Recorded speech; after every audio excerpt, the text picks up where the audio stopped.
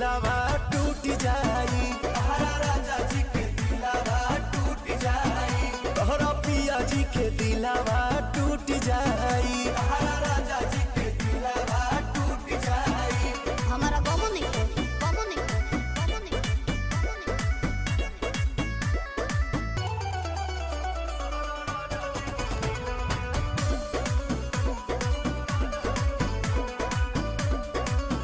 खिसियालू कहे रिसियालू कहे, गरम आलू तो फेंक देलू आलू कहे, दारू चालू तो बोलो ना जानू कहे, हमसे भइल बाटे भारी धोखा, एही आलू के मिस देब चोखा बुझाई।